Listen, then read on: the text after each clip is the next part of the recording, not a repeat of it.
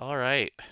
Welcome to Granblue Radio number 409. This is one of the rare draw banners and flash galas where we had full knowledge of it coming in, like full knowledge. They did not hide anything from us for this one.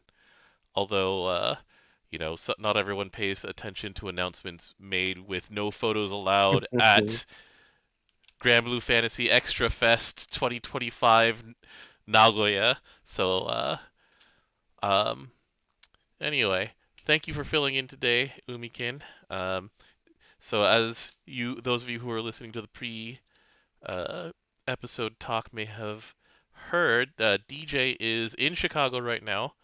Uh, so the voice of Vera, who affectionately is known by fans as Mingosu, Imai Asami, is there as a guest, and so there are some bi- old Idolmaster folk and GBF folk, etc. Steins Gate people probably. Anyway, there's a bunch of people out there who are living their best lives, apparently. Must be nice. I'm sure I'm sure there'll be something very nice at Anime Expo.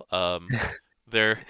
So a funny thing is that Henry, one of the other people on Granblue EN, is a huge Uma Musume fan, and so he keeps pointing at people and going horse, and it's like, well, the thing is that something like 15% of all active VAs are horses right now. Like if they are female, then if you throw a dart, there's a 15% chance that it'll hit a horse. So yeah, Syntax Speedway says Meg's VA Kurosawa Tomio will be at AX, but she will be there to promote Gundam G-Quacks. So who knows what'll happen. Whenever Bandai brings over guests, they usually are restricted on what they will sign. So I don't know if she will actually be allowed to sign any Meg Mari merchandise. Interesting. Okay. That is a Bandai Namco specific thing.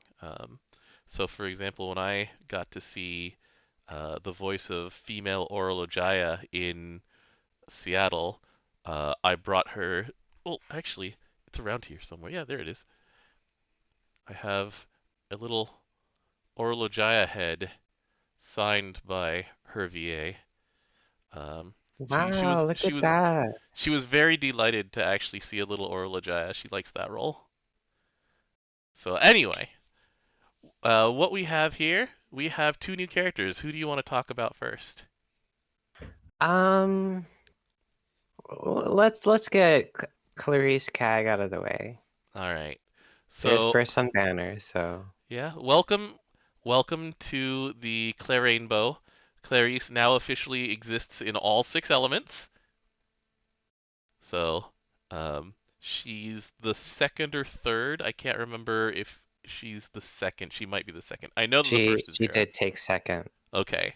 Because Zeta is one away and Siegfried is also one away, I believe. So it was Is Naru almost there too, or are we Narumea missing is two? also missing fire. So Oh Zeta my is God. missing wind, I believe. Yeah, Zeta's missing wind. Siegfried is missing surprisingly Dark? dark. Yeah. So And I guess Cag is missing fire now too. as of now, Cagliostro is missing fire. She has three dark versions. It's a lot of dark versions, but when they took this duo unit, they took a bunch of things that they did separately and mushed them together. So, um, like quintessence of alchemy here is whenever a wind ally removes a foe's buff, then uh, that foe takes plain damage, which is a Clarice thing, but also Cag got it for I think Grand version. Mm-hmm. Then there's a new thing called Atomic Decay. That's definitely a Clarice thing. So it's a debuff that sits around, goes up to 10. And whichever skill is in their third slot, whether it's Alchemic Nebula or Phantasmal Legacy, that gets its cooldown cut down.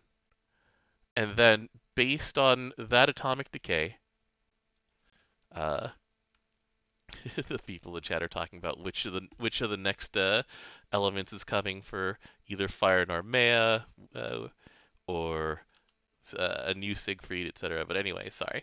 Um, but the decay thing going to 10, it's like you have to remove 10 buffs, which only a couple fights in the game get to in the first place. Only a couple of fights in the game even have buffs to remove in the first place. So Yeah. So right now the most relevant fights would be Unite and Fight, Dread Barrage, and Siegfried. So Siegfried, they probably do a lot of work. But anyway, the Atomic Decay debuff lowers multi-attack and supplements skill damage. So that's a nice one to have in debuff form. I'm curious on the numbers on that triple attack down, because it doesn't look like we have it on the wiki yet. GameWith might have updated it recently, but I haven't seen them quite yet. But Yeah, it is hard to test multi-attack down. The last time I saw GameWith's numbers on Clarisse and Cagliostro, they had not put those numbers up yet. Um, But the biggest thing of this debuff is that skill supplemental, mhm. because of how how terrible of a raid Siegfried is. Any form of supplemental is just gonna be good. Right, you can very easily see like just a 1 million and then just whatever supplemental at the end, so it's so easy to see the effect of the supplemental debuff in that raid. Hmm. Yeah, let's just release units specifically for that one raid instead of fixing all the bad things about it. But that's a topic for another day. I will continuously talk about. How I swear annoying the I sig talked about this last time I was on this. the I got a little mad about Siegfried raid a, last time. a funny thing is that like one of the fundamental issues of wind characters in general also just didn't get touched at all, where they don't have a single blue skill, so it's not like, you know, Oh, they've made it any easier to actually break that one and prevent the buffs from going up in the first place. Anyway, so yeah, the supplemental skill damage is 10,000 per stack up to a maximum of 100,000. And 100,000 is a huge number to have as supplemental skill damage on not gear and not a buff. So it's a third source. you've basically just got another OER speak. Hmm. Like as your kit, which is pretty nice. Yeah. Um, and so, that quintessence of alchemy right there is a huge part of like you knowing it's like, all right, these are flagged for Siegfried, they're flagged for Unite and Fight, um, and then any other future bosses that like to put up buffs. It's like, okay, cool. The Enyo, Estariola, like Wind has no shortage of characters who just like to remove buffs from other enemies. So that ties into the following things. So their total eclipse, this is their bread and butter right here. So it does one big hit of wind damage. According to Game With, it is an 830k, which is a pretty big number to start with. And then after that, you get all of your boosts and cap numbers and amplifies, etc. So it's about 25% bigger than your average nuke. 600k is like a standard number these days. Uh, it removes a buff. Then it also gives them um, their own stacking skill spec up, which is what is it? 10% amp up to 50%, and then 6% cap up to 30%. If I'm reading these numbers right. We have just damage up and skill Oh, it's not amp. cap It's up. it's the Yeah, skill. It's the skill itself that gets 10%. Okay, that's that's not as strong as I was thinking. However, the it's the still a pretty fat nuke.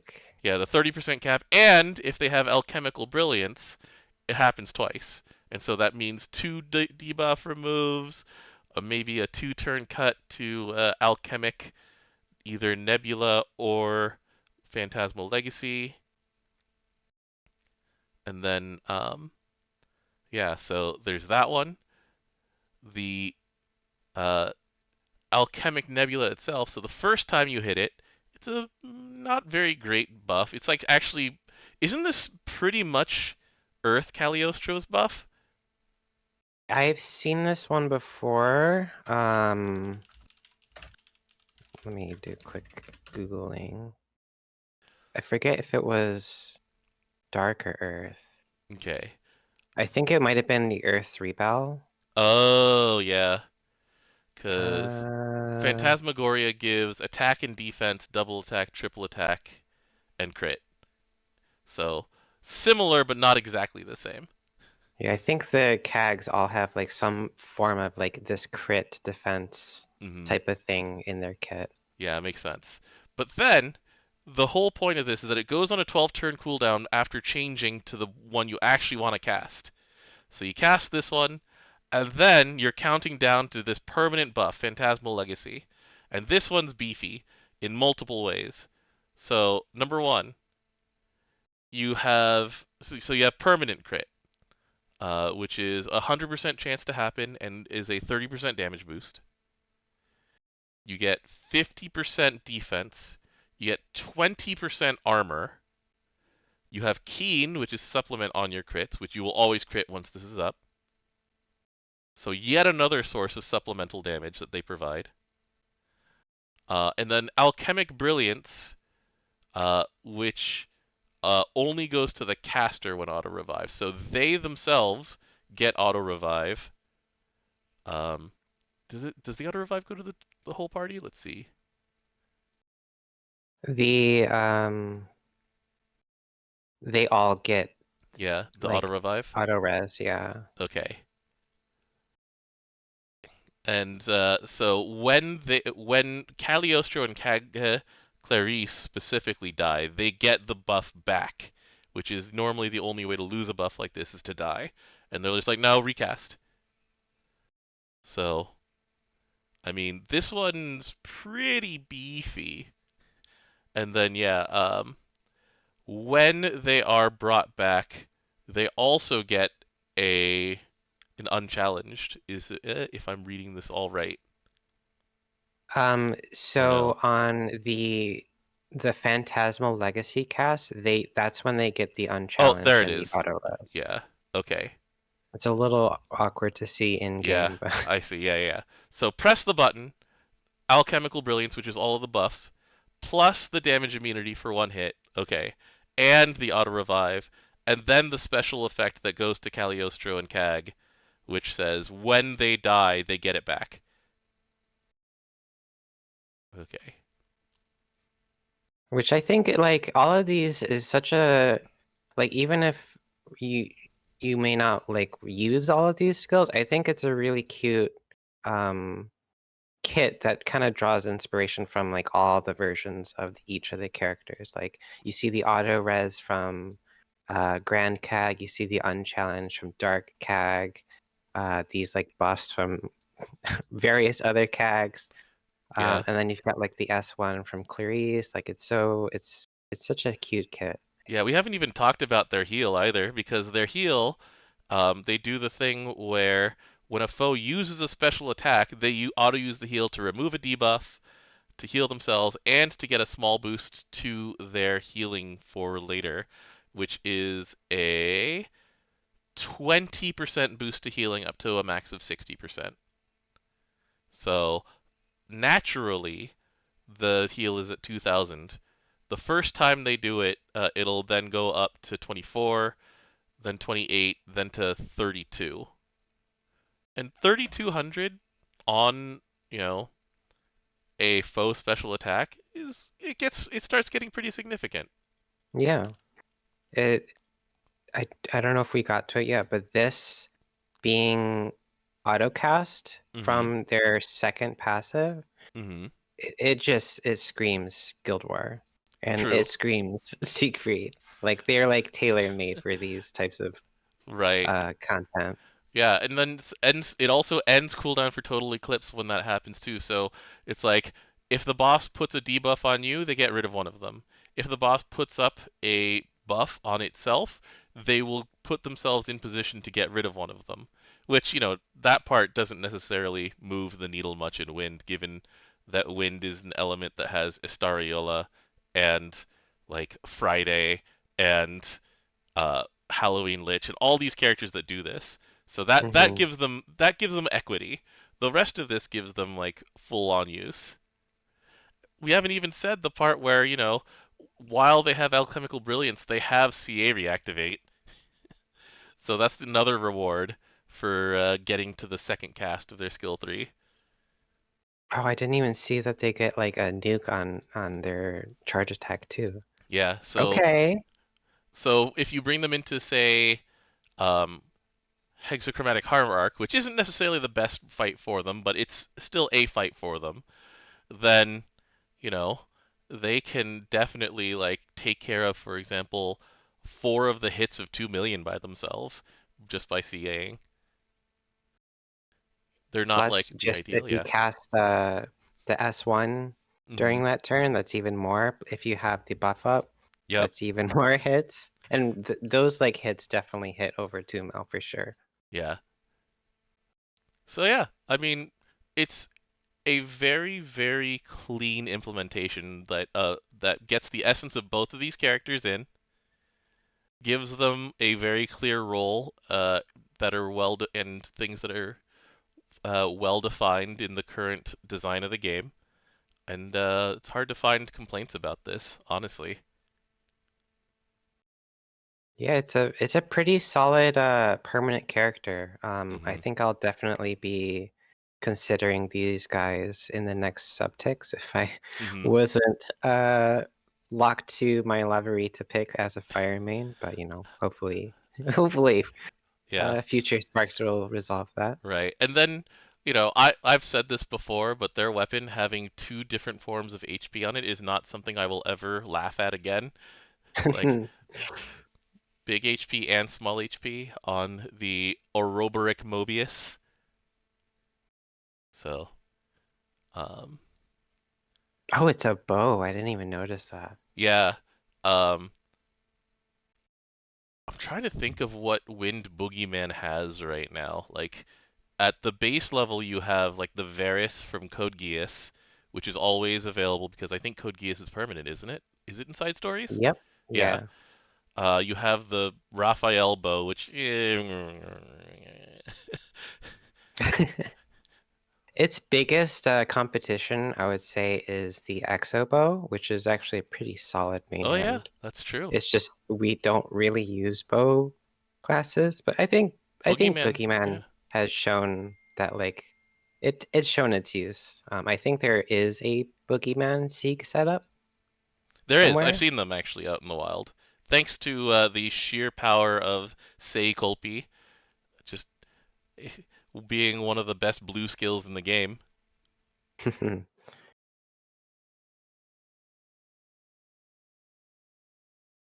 Um, let's see here. I'm looking at the CA on this thing, so it's remove 1 buff and remove 1 debuff. So it is definitely in that same mode as Cagliostro and Clarisse for just being like, oh, let's just keep getting rid of these things. But yeah, Pretty good support. pretty dang good. All right, next character up we have Ko. So Oh, my dear Ko. Let's see. so putting Ko in light is one of those clear choices that they make to team up with a character in story. Like they want you to use Ko and Yo in the same party, right? Where it's like Yo's SR was dark, but her SSR is light, so they have Ko join her there. Um, and honestly, it seems like he works with everyone, not just Yo. But let's see, let's take a look at this whole thing. So, um, you just see all of this, and you're like, okay, this is a CA support character, right? So it's like Hmm. when you put up Fox Flame, the dancing fox specialty, then you get the following things. So it is supplement CA damage, which is let's see, let me just make sure of these numbers again. So the supplement goes to 200,000, Hmm. which is, it's a number. Um, but you It's also, basically free. yeah, So, and you get reduced 10% damage passively, which is pretty solid. Um, and then the other thing that he says, all right, you want to charge attack with your team, is whenever any light ally uses a charge attack, Ko gets 10% meter and a boost to his CA specs up to 25% cap. So it's like, all right, unleash those big CAs. Got it. What do you do with the rest of this character?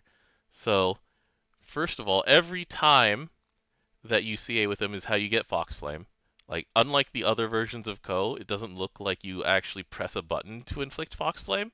So, a lot of the time, um, you press like a debuff to get Fox Flame on there. In this case, you have to actually press a button. Like, he's guaranteed, if you want him to have 100 meter on turn one. So you do this, and then you apply Fox Flame, and you get the defense first, and then after that you get all of the offensive benefits. right, yes. I think the odd thing I noticed with this kit is that, yes, it screams like charge attack support character, but then, like, the bonus effects from his skills when there's Fox Flame are just like auto attack based, Mm-hmm. which is like a little odd because he wants to charge attack or support other like charge attack playstyle. Right. So like if you're buffing your charge attacks, you're not really buffing your auto attacks. So like him Right. having um like auto nuke on autos, like, but I'm playing charge attacks. Why would I want that? That's never gonna happen. Yeah, unless you're like using him with Nehan and you get the actual like triple attack from the same turn for double striking or something, but he has no double strike Hmm. on his own. Cause yeah, like turn one he hits Vulpine Umbrella. It gives him full meter. It gives the person after him full meter. No, Oh wait, it gives it gives the people the around him. it's like Nehan. So it Oh, gives okay. uh essentially if he's in the middle, he gives 2 and 4 or 1 and 3 Yeah, um yeah, I see it now. instant charge, All which is right. interesting. Yeah. But like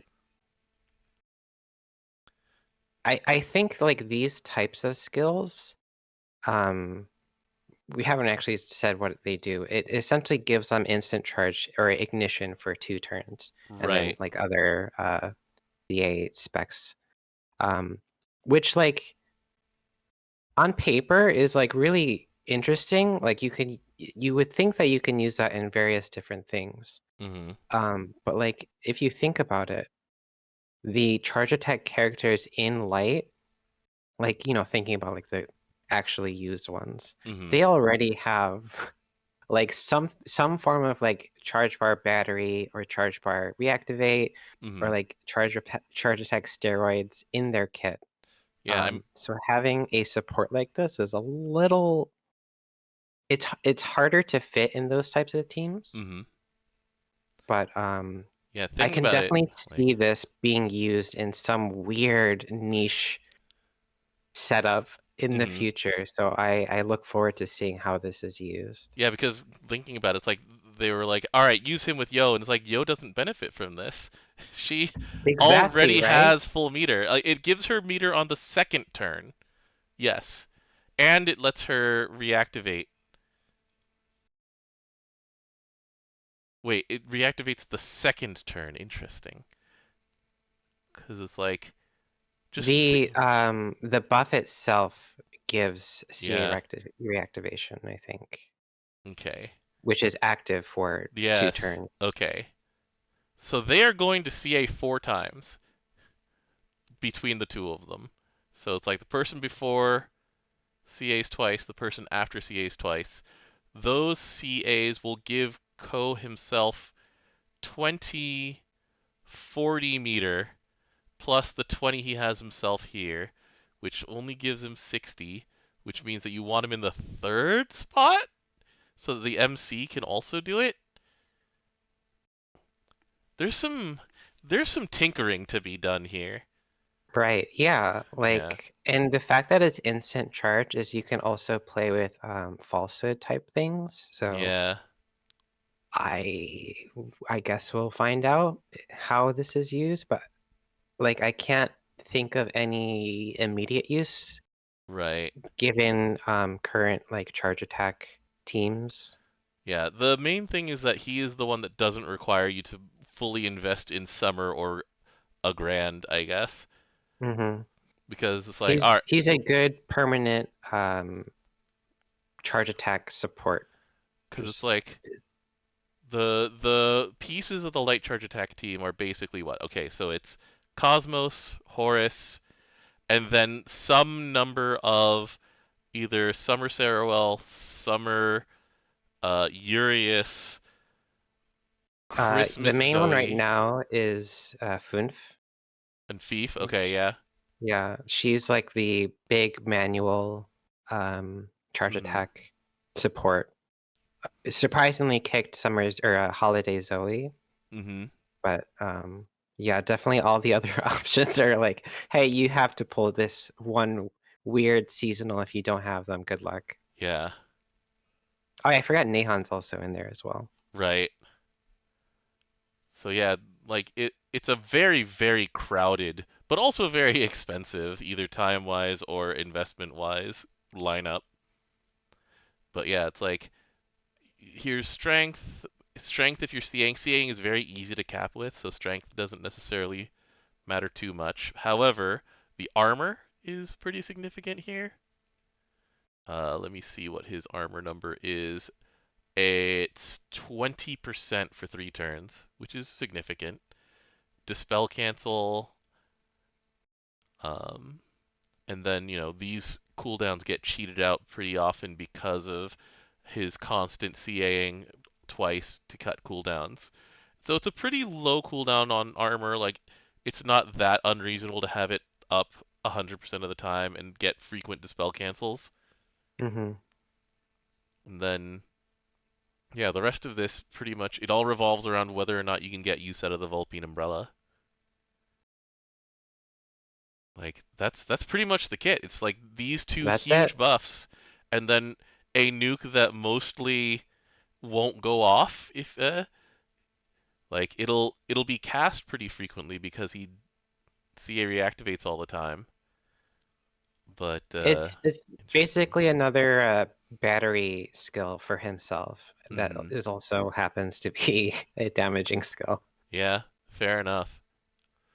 Yeah, so it'll be interesting to see where he fits in. Like I said, like he's possibly a budget option. Like once we get free rolls again, then they'll do like rate ups on him, and it's like more people will be able to get him. But they also do free rolls during summer, so maybe you'll just end up with Horus or something. He's Perhaps, yeah. yeah. I think these types of characters Mhm. are interesting because as people kind of start to figure out fights, Mhm. they'll like especially with these current solo teams that we've Mhm. been seeing, um, we're starting to realize that you really just need two characters who are like just nutso, and then your third character is just whatever. Um, so like you can just do some like Cosmos plus Ko and then some other character, and then you Mhm. could just solo Hexa for some reason. We see that with Water right now, where it's just like Yatima, Hacelia, and then you just kind of figure out the rest. Mhm. And then you just solo Hexa. Why not? Yeah, we'll see things from there. But anyway, yeah, that's pretty much the book on Ko. Like, um, he has a clear role. The question is like if he's ever going to actually be good enough to be in that role. But it's a well liked character, so this is a cool version. Um, I also Yeah. find it really funny that like I don't know if you've ever seen any pictures of Taisho era fashion, which is where he gets like this cap and the kimono from and stuff like that. But it basically he arunifies it by like he cuts a Oh my leg god. slit in the hakama here. Like he's taken the jacket and he's just ripped away everything to just expose like back in pit because of a runes. But it's like the 1920s in Japan were this sort of fusion of traditional Japanese fashion with the starting of like European fashion. Hmm. It leads to very interesting looks like this one, and then the neon outfit also comes from that same era. Oh yes, yes. Let's go find that one. Outfits. Where are you? Oh, overshot. There you are. No, not the lion. Oh, I don't. Oh, I don't own it. That's why I have to go to the shop and figure out where that is. Outfit sets. Uh-oh. No. They cleaned this up. They cleaned this up. I think it's an event one. It's not. Wait, it is. Haha. There we go. This is that same era of like 1920s page boy cap plus kimono style with like Western suitcase, parasol, and umbrella, that kind of thing. Anyway, it's a cool look. I wish that like so if you look up Taisho Roman is what the Japanese term for it is, and yeah, I it is a cool look to have and just be very visually distinct.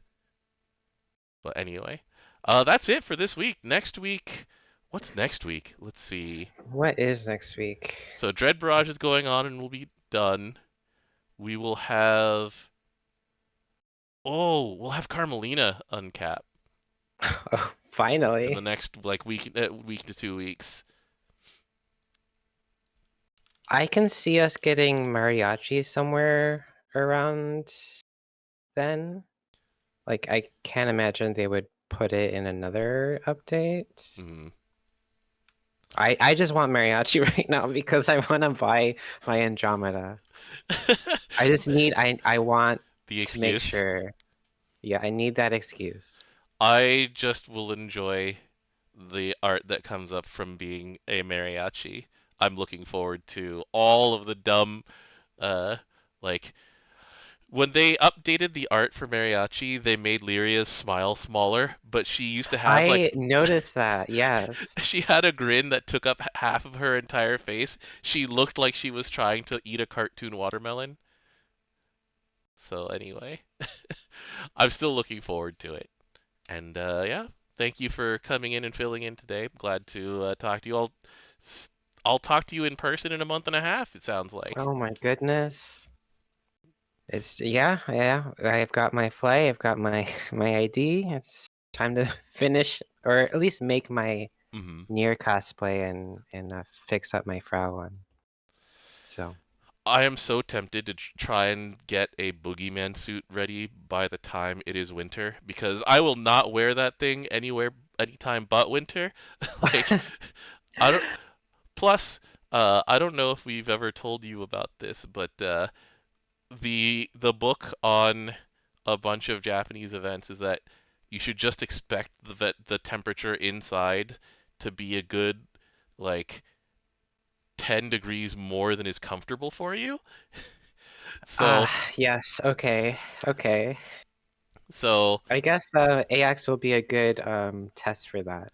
We'll well, see AX how is actually in the summer, but um yeah, like AX has also infamously taken. There were a couple of years at AX that were during a heat wave. That was rough. I nearly passed out trying to like so organize I've things. heard. Yeah. Uh, I've heard it was really rough and I'm really scared.